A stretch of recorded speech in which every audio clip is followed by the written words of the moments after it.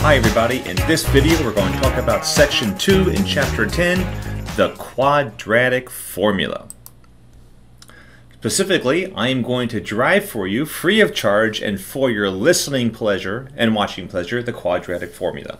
And then we are going to apply this formula to a collection of problems, and then we're going to introduce a certain part of the formula called the discriminant. And why are we going to do that?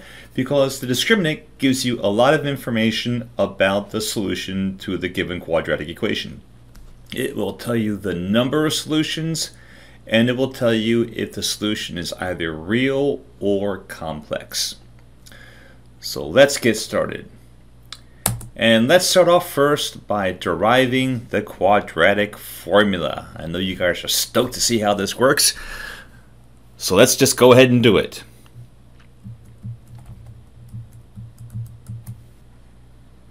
Well, we start with the general form of a quadratic equation in standard form, and here it is. And of course, now we're just going to go ahead and use our procedure to complete the square.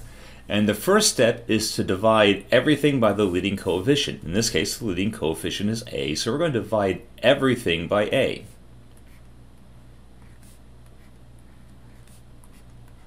And if we do, we will have x squared plus bx over a plus c over a is equal to 0. Okay, great. That's step 1. Now remember, step 2 is to move the constant term to the other side. So we're going to subtract both sides of the equation by c over a. And if we do, we will have x squared plus b over a times x is equal to c over a. Negative c over a. Got to have that negative sign there because we're subtracting both sides by c over a. Now step 3 is where we complete the square.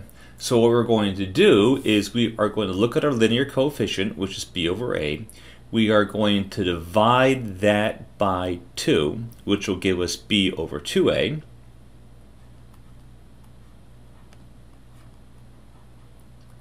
And then we're going to square it. And if we do, we will have b over 2a squared here. And over here, we will have b squared over 4 times a squared.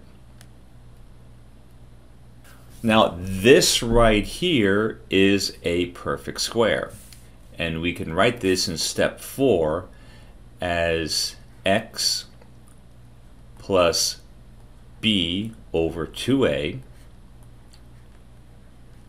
the entire thing squared. And over here we have negative c over a plus b squared over 4a squared. Now we can simplify this by creating for us a common denominator. And we can do that by multiplying both sides, by multiplying this side, this fraction by 4 times a. So we're going to multiply 4a over here and over 4 times a. And if we do, what we will have is negative 4 times a times c, negative 4ac over 4a squared. And over here I'm going to have plus b squared over 4a squared. And now I can actually combine the numerators, and I'm going to put the b squared first. I can add the numerators together, and that will give me b squared minus 4ac, and all that is going to be over 4a squared. Okay, so let's actually just rewrite what we have here. We have x plus b over 2a, the entire thing squared, is equal to b squared minus 4ac divided by 4a squared. And now we get, notice here we have a perfect square here, and we can now go ahead and use the square root method. So I can take the square root of both sides, the square root here and the square root here. And then I will have on the right hand side, once I get my pencil back, there she is, I will have x plus b over 2a. Okay, and over here, I will have in the numerator plus or minus the square root of b squared over 4ac minus 4ac. Now in the denominator, I actually have the square root of 4a squared, but that can be, I can write that as 2 times a, because the square root of 4 is 2 and the square root of a squared is a. So here I have 2 times a. And then finally, my last step is to subtract both sides by b over 2a, and that will give me that x is equal to negative b over 2a plus or minus the square root of b squared minus 4ac divided by 2a. And for my last step is I can actually just combine these two together, and then I will have that x is equal to negative b plus or minus the square root of b squared minus 4ac divided by 2a. And this is the quadratic formula. And this can be used to solve any quadratic equation in the form of ax squared plus bx plus c is equal to 0. So any quadratic equation, whether it can be solved by factoring, by the square root method, or any other quadratic equation, can be solved using this particular form.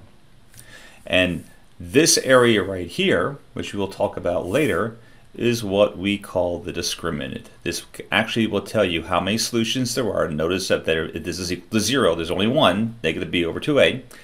If this thing is positive, then they're real valued, and if this thing is negative, since you can't take negative square roots to get a real number, then you can also have two non-real valued solutions. Okay, so let's get back to our slides, because we have some examples to do. Okay, so here we are. Once again, here is our quadratic formula.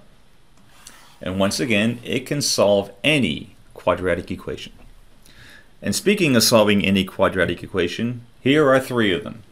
And I'm going to, once again, we're going to do these not here, but in OneNote. So let me get back over to OneNote, and actually let me just scroll up because that's where I have them. And here we have basically example 1, solving the quadratic equations. Solve these quadratic equations. All these should have equals 0 here, using the quadratic formula. Okay, well, take a look at this one. Notice here we have, and remember, the quadratic equations will always be of the form ax squared plus bx plus c, because the formula is negative b plus or minus the square root of b squared minus 4ac, let me get that over there a little bit, divided by 2a. So in this case, a is equal to 1, b is equal to minus 5, and c is equal to 3. Okay, so applying the formula, we are going to have that x is equal to negative b, which would be positive 5, plus or minus the square root of b squared, negative 5 squared, minus 4 times a, which is 1,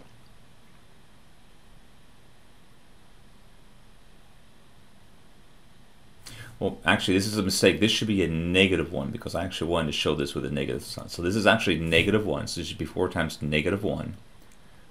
I guess that got lost in the translation. Times c, which is 3.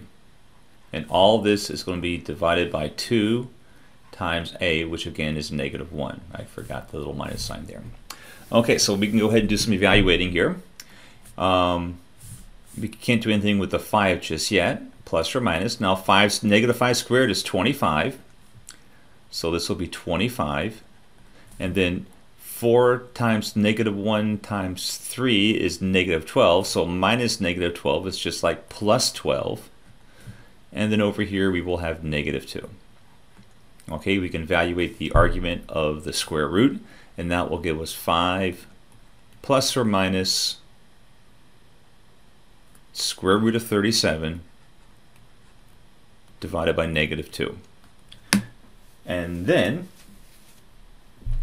our next, and then we are pretty much done. It turns out that x will be equal to 5, or we can write this as, or dealing with the -2, we will change the sign with the 5, and that will give us 5 plus or minus the square root of 37 divided by +2, and we can write this as -5/2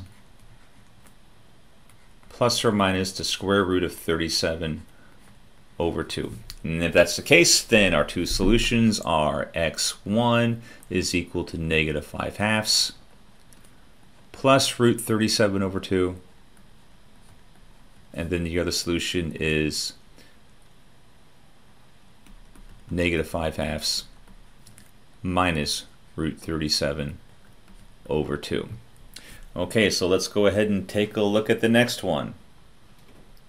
And for the next one, we will have we have that a is equal to -3,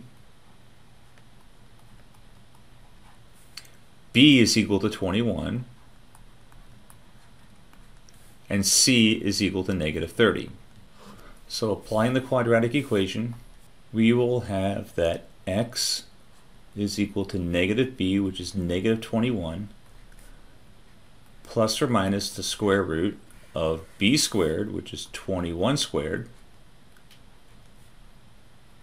minus 4 times a, which is -3, times c, which is -30.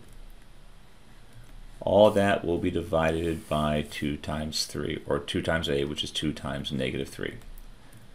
Okay, well, we have a fair amount of evaluation that we can do here. This will be equal to -21 plus or minus 21 squared, which is 441, minus 4 times 3, minus 4 times -3 times -30, which is minus 360. And all that will be divided by 6. Okay, well, it turns out that 441 minus 360 is 81. So now we have -21 plus or minus the square root of 81 divided by 6. Well, the square root of 81 is 9, so this gives us, oh, -6, I apologize, it should be a -6. Now we will have -21 plus or minus 9, that's what the square root of 81 is, divided by -6. And now we can go ahead and evaluate this to our two solutions. The first one would be -21 plus 9 divided by -6, which would be -12 divided by -6, or +2. And then the next one would be -21 minus 9 divided by -6, which will give us -30 over -6, which would give us +5. So those would be our two solutions, 2 and 5. And then finally for this set, we have x squared minus 6x, or I'm sorry, -x squared plus 6x plus 6 is equal to 0. So here we will have that a is -1,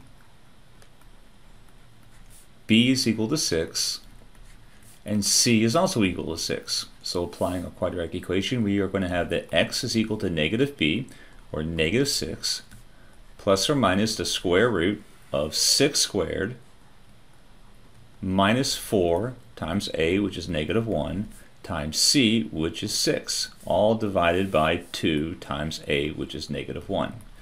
Okay, evaluating this, we are going to have -6 plus or minus the square root of 6 squared, which is 36,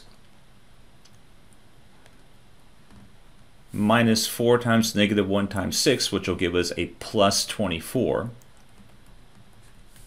divided by -2. Okay, cool.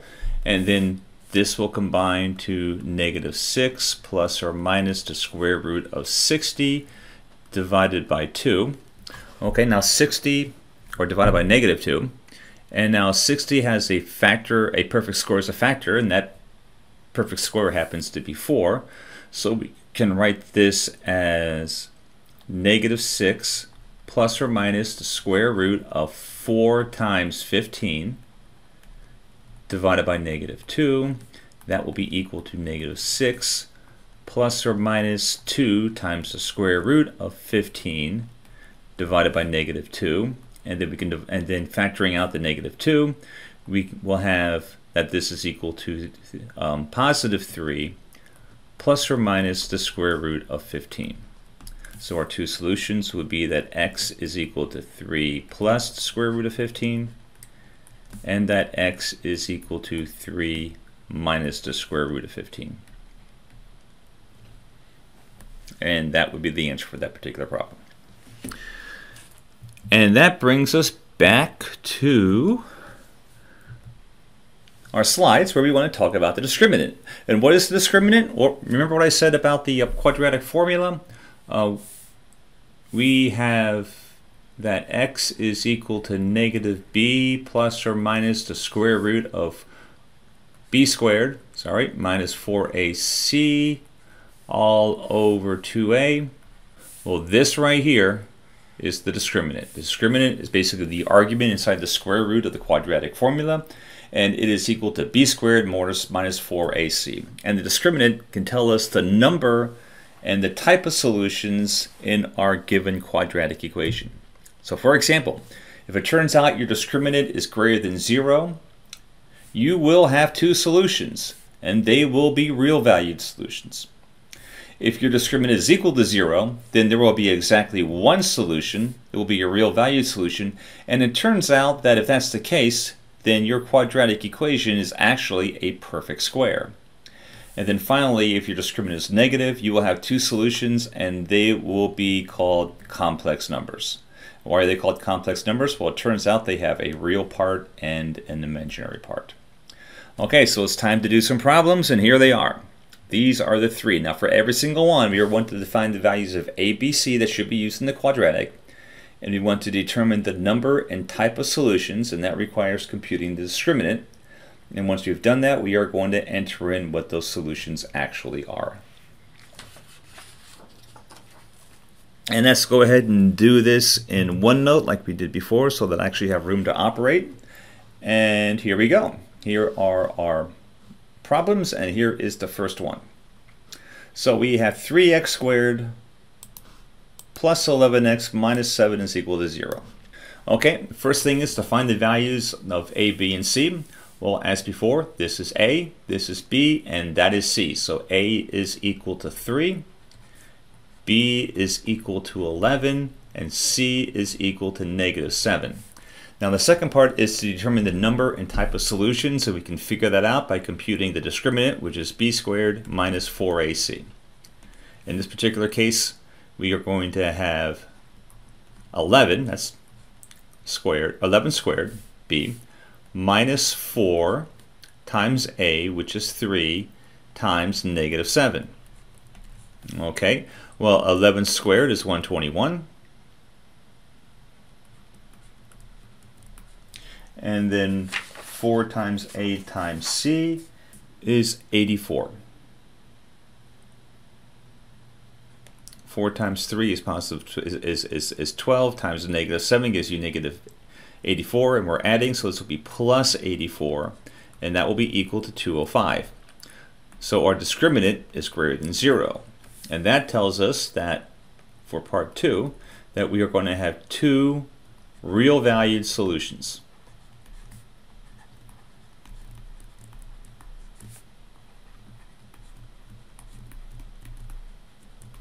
And what will those solutions be? Well, they will be equal to b squared plus or minus the square root of 4ac, which is, I'm sorry, they will be negative b plus or minus the square root of b squared minus 4ac, which we've just computed, all divided by 2 times a. All right, well, negative b is going to be negative 11. B squared minus 4ac is already 205, so this will just be the square root of 205, and that will be divided by 2 times a, which is 6. And we really can't, it turns out that 205 is not a factor of a perfect square, so our two solutions will be x1 is equal to negative 11 plus root 205 all over 6, and then x2 is negative 11 minus root 205 all over 6. And there you go. That is all three answers. So this right here would be, this right here is the answer to part 3. Okay, and that brings us to this sucker right here. Here we have x squared minus 8x plus 16. So in this particular case, a is equal to 1. B is equal to negative 8. And then C is equal to 16. So that's part 1. Part 2 is to determine the number and type of solutions. And we can do that by computing D. Okay, that's going to be b squared, negative 8 squared, minus 4 times a, which is 1, times c, which is 16. And that negative 8 squared is 64. Minus 4 times 16 is 64. And this is equal to 0.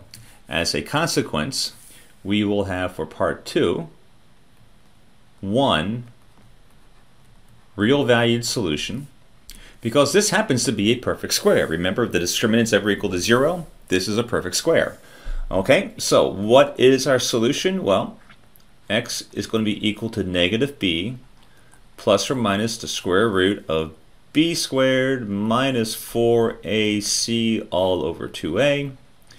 Negative b is going to be positive 8. B squared minus 4ac is 0. The square root of 0 is 0. So it's going to be 8 minus 0, or plus or minus the square root of 0. All divided by 2 times 1, which is 2. This reduces to 8 divided by 2, which is 4. So for part 3, x is equal to 4. Which you would get if you actually either factor this or try to use the square root method. And then finally, we have this monstrosity. We have this problem right here. Now for here, and this type of a problem you will not see in your homework, but I thought I would do it just for kicks anyways. So over here, for part 1, we have that a is equal to 1. A is equal to 1. B is equal to 0. And C is equal to 1. Okay, so that's part 1. For part 2, we need to compute the discriminant, which once again is b squared minus 4ac, which in this case will be 0 squared minus 4 times 1 times 1, which will give us minus 4. So in this case, the discriminant is less than 0, which means that we are going to have two solutions, and both solutions will be complex, or more importantly, not real. Okay, well then how do we go ahead and solve it? Well, we're going to use the quadratic equation, or the quadratic formula again. And that tells us that x is going to be equal to negative b plus or minus the square root of b squared minus 4ac, which happens to be the discriminant that we just computed, divided by 2 times a. Well, once again, b is 0, so this reduces to 0 plus or minus the square root of negative 4 divided by 2 times a, or 2. So this is the square root of negative 4 divided by 2. I can rewrite the square root of negative 4 as the square root of negative 4 times the square root of, the square root of 4 times the square root of negative 1 divided by 2. And then that will give me that x. And remember, this, we still have our plus or minus here. I almost forgot about that because we still have two solutions. So our two solutions of x is going to be plus or minus 2 times the square root of negative 1 divided by 2, or plus or minus the square root of negative 1. Now, what is the square root of negative 1? Well, there is no real number that will produce for you the square root of negative 1. So we made up a number, and we decided to call it, because we could have called it Bob, but for some reason they chose not to do that. Instead, they decided to call this I. So we would write this as plus or minus I, where I is equal to the square root of -1. And I has a very special name. We call this the imaginary number. And most technical professionals recognize I as the imaginary number. There's one group of technical professionals that don't recognize that don't use I for the imaginary number. Instead, they use J as the imaginary number.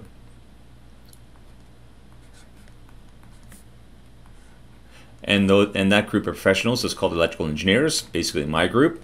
And why do we call this J and not electrical engineers? And why do we call the imaginary number J and not I? Because in the electrical engineering profession, I is already assigned a particular value. We call that the current. Typically it's called I, but in my profession we call it J because I is already used. And that is all that we have for this section. Please keep in mind you will not encounter any homework problems that have a complex or imaginary solution. All of your problems will indeed produce for you real value numbers. As always, if you have any questions, please feel free to contact me. This is Bob Boyle, signing off.